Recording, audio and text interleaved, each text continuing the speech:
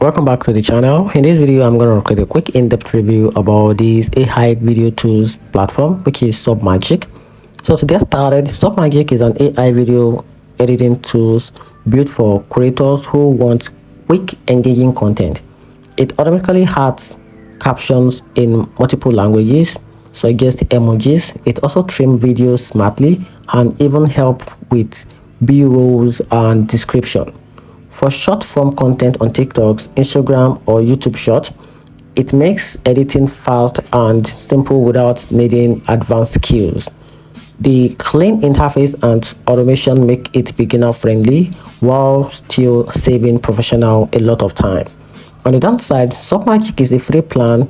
Submagic's free plan is limited since it has a watermark and a restrict video length.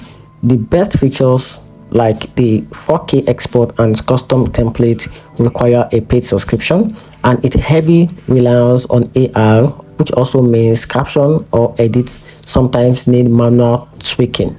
In conclusion, if your main goal is producing a short social media video quickly, Submagic is worth using, but for longer or advanced project, you may need a more professional editors. And that's it. Hope you find the video helpful. Turn on the notification button and subscribe for more reviews.